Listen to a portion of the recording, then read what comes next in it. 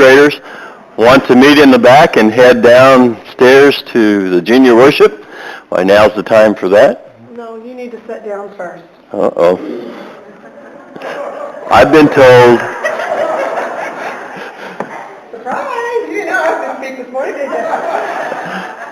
Our kids have got something.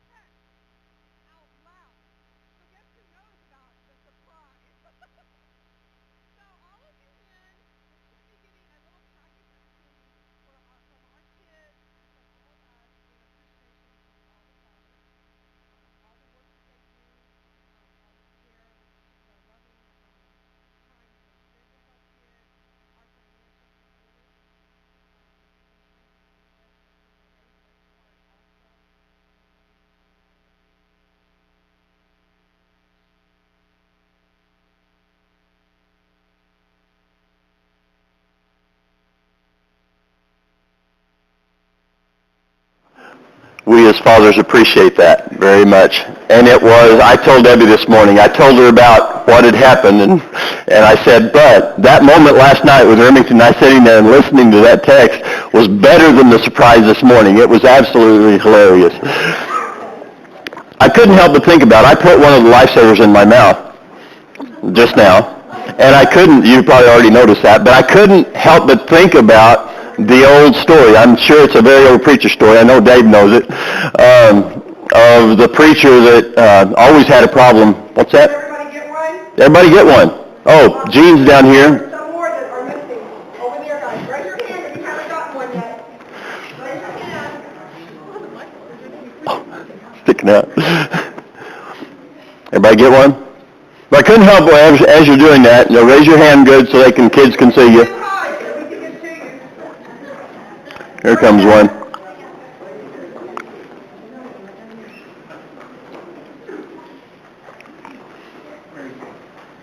All right, did we get everybody? All right, thank you.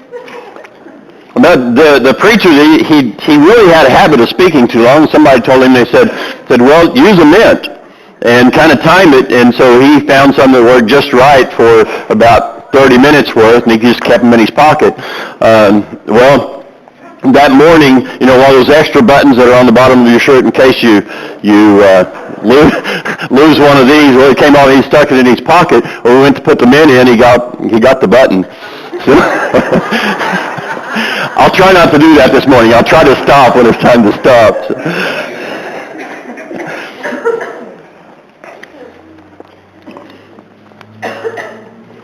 The burden of sin.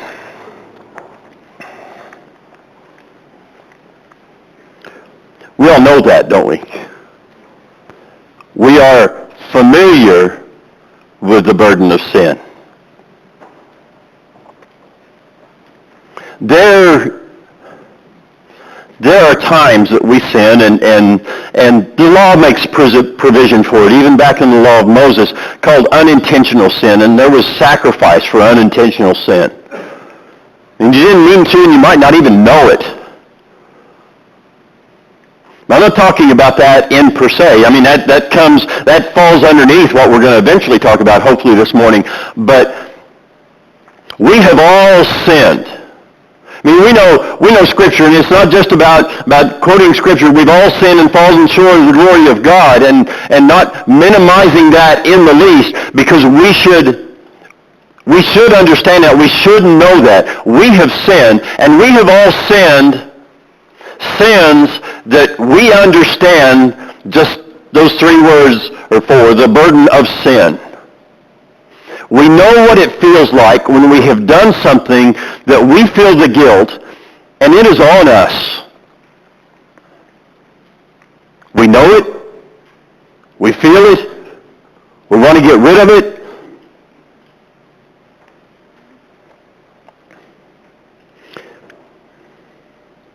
Donkeys are known for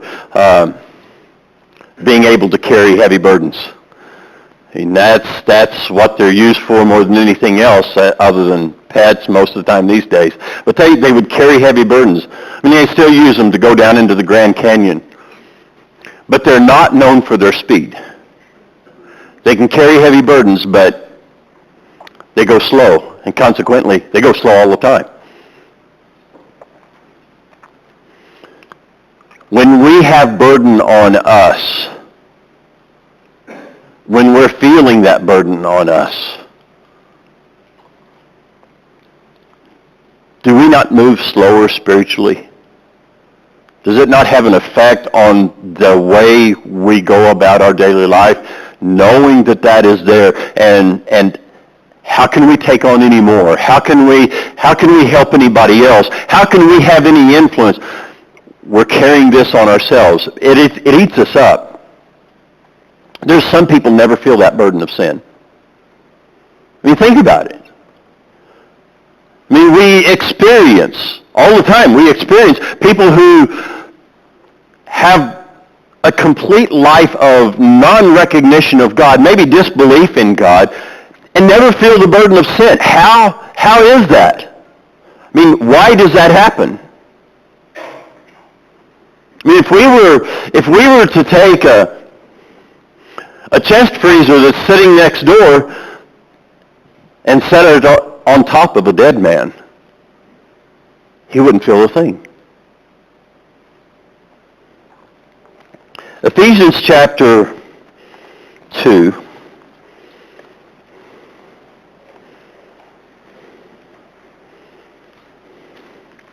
He's describing us here. I mean, he's describing those Ephesian Christians because he's talking directly to them. Paul's writing this letter, but we have it preserved. The early church passed it around. We have it preserved for us today. And I realize what I just said was kind of a pretty harsh statement, but I want us to understand this from the standpoint of what God is telling us about sin and what it does to us.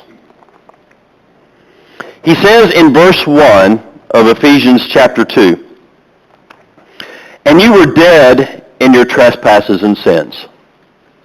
And you were dead in your trespasses and sins, in which you formerly walked according to the course of this world, according to the prince of the power of the air, of the spirit that is now working in the sons of disobedience. Among them we too all formerly lived in the lust of our flesh, indulging the desires of the flesh and of the mind, and were by nature children of wrath, even as the rest." He's describing these people before they knew Christ. I mean, there's more. I mean, what he does in this chapter is paints a picture of a people without hope. They are dead in their trespasses and sins. When you're dead, you don't feel anything. I mean, the body doesn't.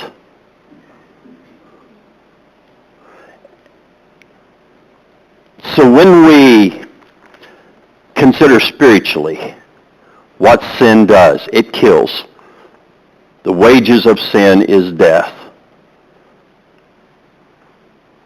And so that burden, if we're realizing it's there, we're not dead. If you're realizing it's there, pay attention to it. In Ephesians chapter 4, if you turn over just a little bit, and we went to this chapter last week as well. But in chapter 4 of Ephesians,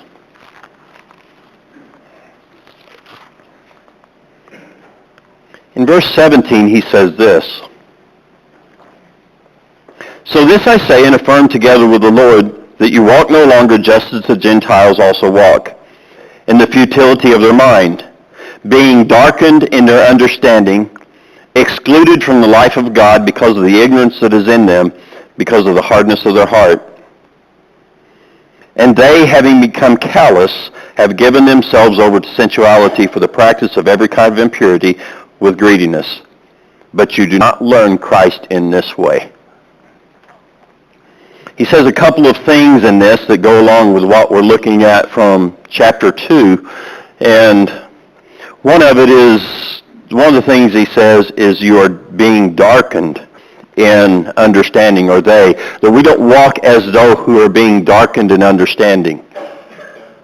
To go through life and have a burden of sin on your shoulders and never recognize it's there. It is like trying to run a race, a marathon if you will, with weights strapped around your ankles. Not realizing how much better you could do if they were off. So he says, don't walk as the Gentiles walk, as you once walked, being darkened in your understanding, excluded from the life of God. But then he uses this word in verse 19, and they, having become callous, have given themselves over. And so this callous, Remington is learning to play the guitar. And I picked up a really cheap guitar that we can take camping with us. And it's just a cheap acoustic guitar. But he's been, playing on electric guitar. And so he picks up the acoustic guitar and starts pushing. What happens, Remington? It hurts. And it makes one wonder, especially if you're first learning, well, how do you do that? Well, I know Renee's got them too. Yeah, they even kind of turn white sometimes, Calluses. You don't feel that anymore. We understand callous if you do some kind of work on a regular basis. I mean, there are women who have cooked so long that they can pick up something hot because their hands are calloused to it, right? If you do some kind of work on a regular basis, if you're using a pick and shovel very long, then you get them right across there. It doesn't say you get blisters first, but then they'll callus right over. But when we're talking spiritually, that's not a good thing. Then we become calloused. Then we can carry something around and do nothing about it. We become calloused to it. And we become calloused to sin in our lives. Maybe still calling it sin. Maybe we can even see it better in other people. But we are completely calloused to what it's doing to us. Slowing us down. And what God could do with us if we would get rid of it.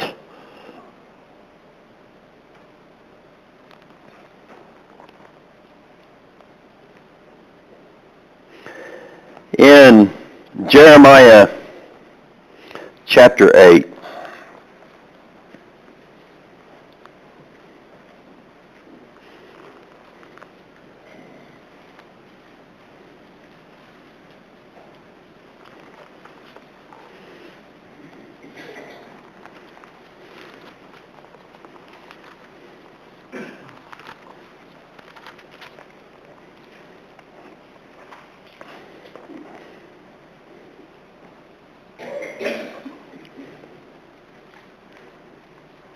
he's talking to,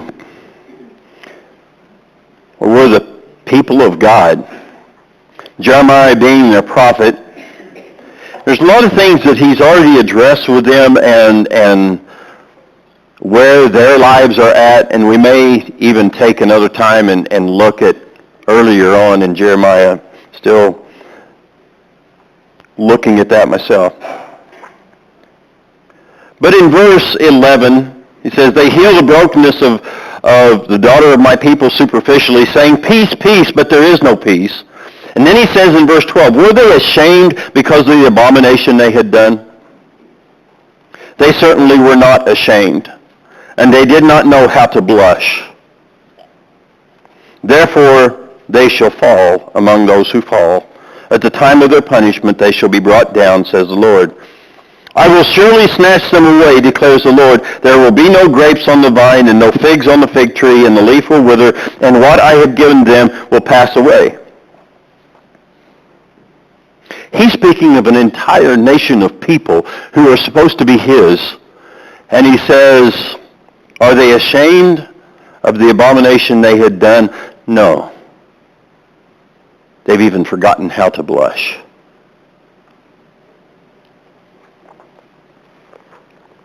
When we get to a point that we become calloused, that we become unaware of the burden that we're carrying around, unrepentant sin, that we no longer notice it. It no longer makes us blush, even if somebody finds out.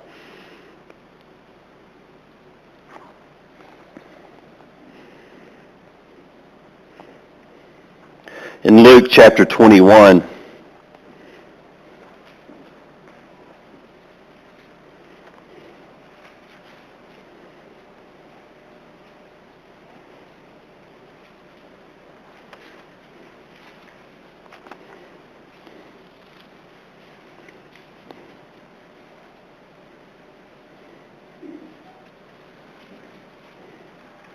after Jesus makes the statement in verse 33,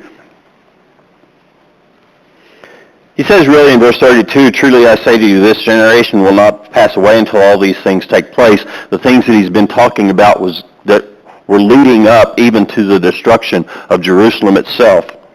And he says in verse 33, and in answer to some of the questions that the disciples actually were asking him about the end of times, he says, heaven and earth will pass away, but my words will not pass away. But he says in verse 34, be on guard so that your hearts will not be weighted down with dissipation and drunkenness and the worries of life, and that day will not come on you suddenly like a trap. For it will come upon all those who dwell on the face of all the earth. But keep on the alert at all times, praying that you may have strength to escape all these things that are about to take place and to stand before the Son of Man. Now he's warning these people of something that's going to happen even before this generation passes away. The one he's talking to. But he makes the statement here, be on guard so that your hearts will not be weighted down. He says, with dissipation and drunkenness and the worries of life. How much do we become weighted down by the worries of life? I mean, things that 2 years from now won't make any difference.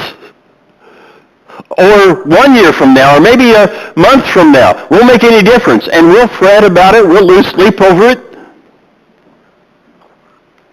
We're supposed to be people of eternity.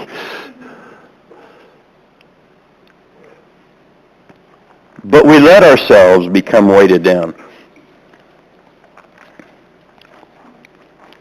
But you know, I'm really not talking about the burden of sin that we have. I couldn't overlook that, but that's not really the purpose that I wanted to talk about the burden of sin this morning.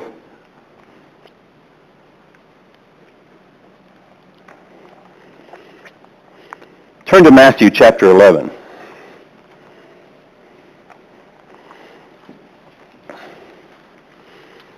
There's 2 or 3 of us had a conversation early in the week. I was already thinking about this, and it even got me thinking more, and the encouragement. It is so good.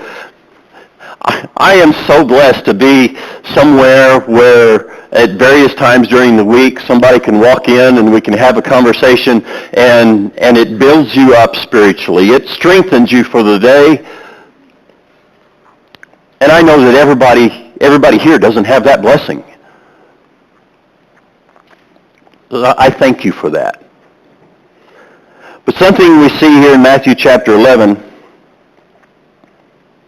Jesus says, come to me, in verse 28, come to me all who are weary and heavy laden, and I will give you rest.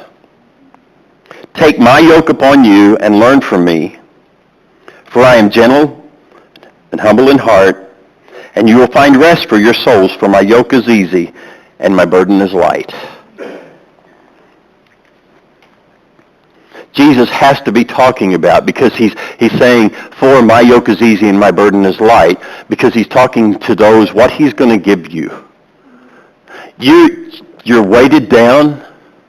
You're carrying this on your backs. Let me trade with you. Let me trade with you. My yoke is easy and my burden is light. I can give you something that will relieve that.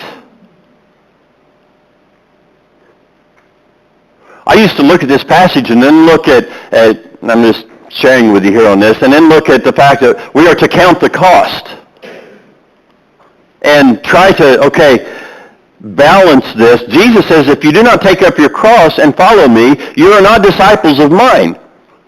That's pretty severe. And I would look at that and make comparison there. My yoke is easy and my burden is light. But you have to what? You have to count the cost.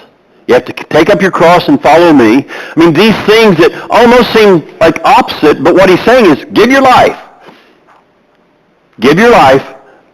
I'm going to place on you an easier yoke than you've ever pulled before. I'm going to place a burden upon you that is so much lighter than what you're dealing with right now. He's not talking about something different. In 1 John chapter 2, and verse 2, we look at 1 John quite a bit, it seems like. But he's talked to them about sin. He's talked to them about not saying that you don't have sin, because you do, in chapter 1. Don't make God out to be a liar by saying, I don't sin. And he says in verse 1 of chapter 2, my little children, I'm writing these things to you so that you may not sin. And if anyone sins, we have an advocate with the Father, Jesus Christ the righteous. The Jesus, he's there for us. He is that mediator. He is the advocate. He's standing in our place. But then verse 2 it says, and he himself is the propitiation for our sins, and not for ours only, but also for those of the whole world. Jesus went to a cross, and he died for the whole world. Now I want you to think about, for a minute, I want you to think about the burden on you when you have sinned. Well, everybody already think about that, and we were talking about it earlier. Everybody relates to that. And think about when you've done something and you know you've sinned, and you haven't done anything about it, and how that feels.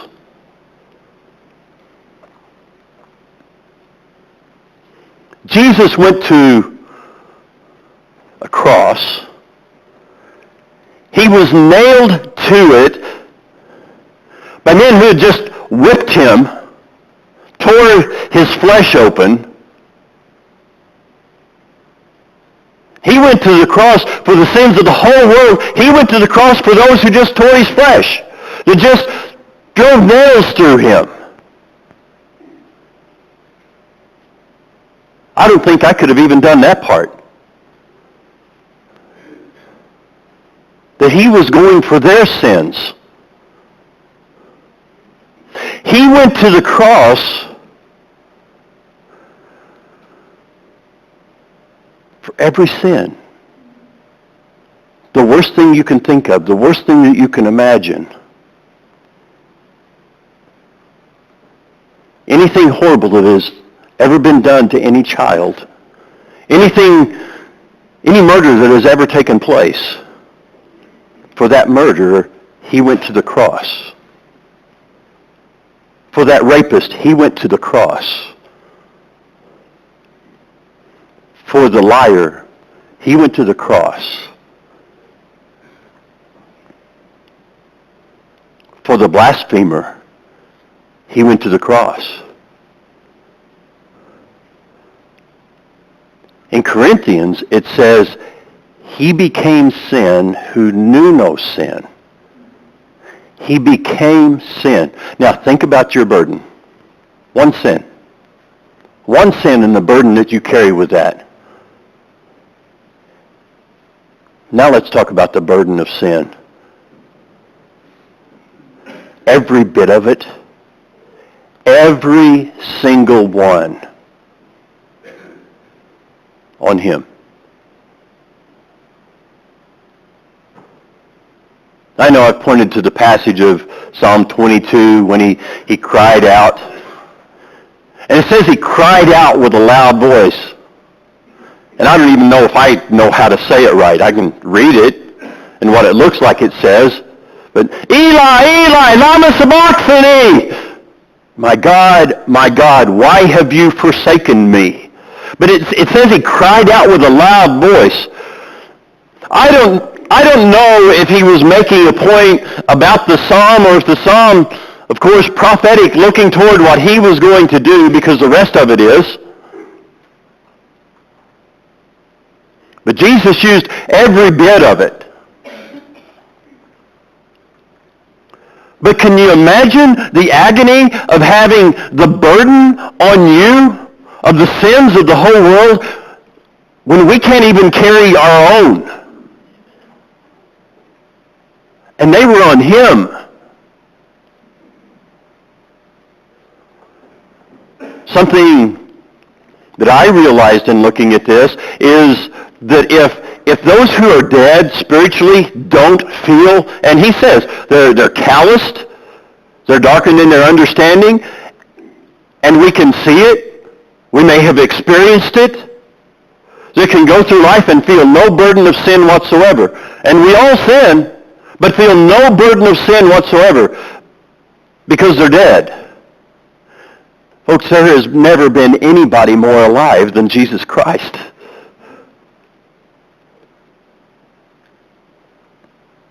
Therefore, there is nobody that could have felt sin any more than he could.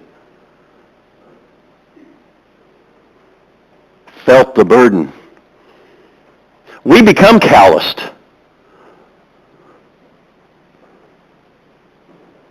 Sometimes we don't feel the burden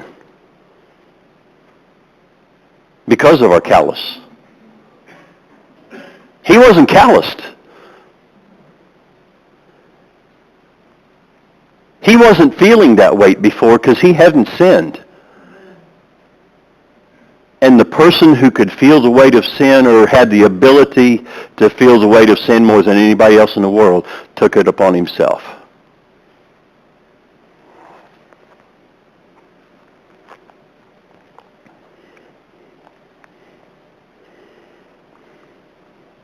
In John chapter 16,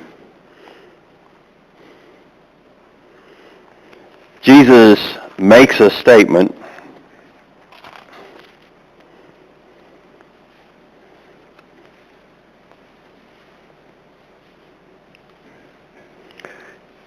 He again is getting ready his disciples for what's getting ready to happen when he goes to the cross. What's getting ready to happen when they all scatter, when they all leave, when it's just him. He's preparing them for that and solidifying, do you believe? But he's in verse 33 because he wants them to know, these things I have spoken to you so that in me you may have peace. In the world you have tribulation, but take courage, I have overcome the world.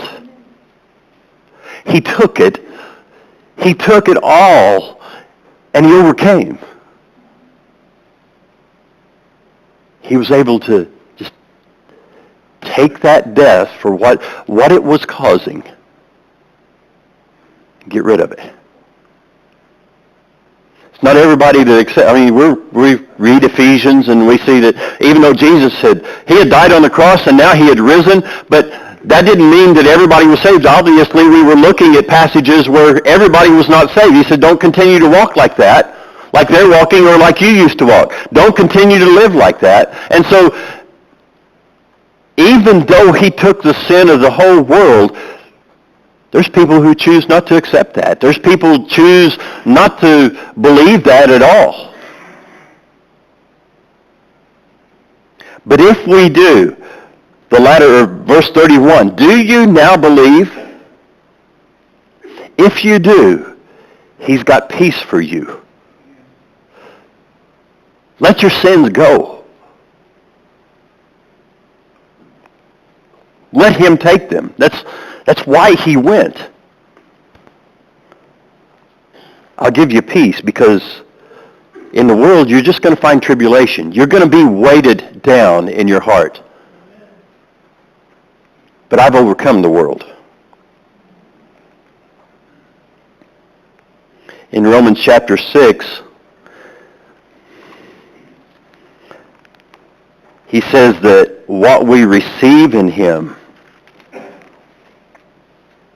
in verse 4, therefore we have been buried with him through baptism into death, so that as Christ was raised from the dead through the glory of the Father, so we too might walk in newness of life. He's giving something greater. He's giving us a newness. If you guys want to come up, there's just one more point that I want us to look at while they're getting ready. And it ties back in with what we were looking at last week as well. And it's in Galatians chapter 6. There's an importance for us personally to get these things in order.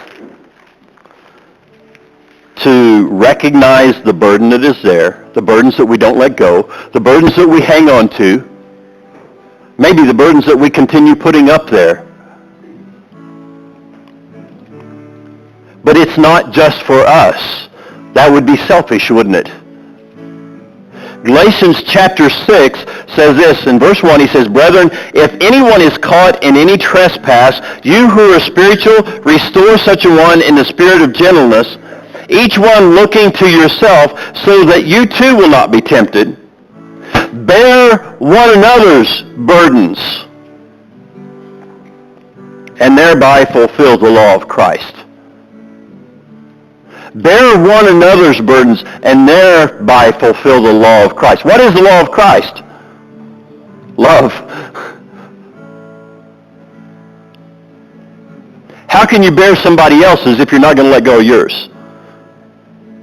That's the reason he says, you who are spiritual. And so it's kind of like we were looking at last week. We said, well, I don't think I'm spiritual enough to help somebody else. Well, we can get that way. Why did Jesus die for you? He died to give you life. That's what makes you spiritual. If you're alive in the Spirit, then you can help somebody else carry their burden. But you know what? Not if you don't say anything to them about it. And how guilty are we of that?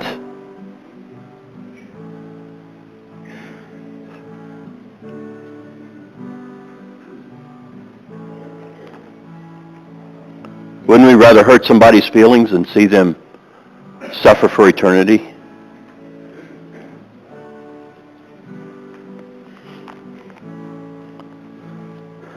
Sin.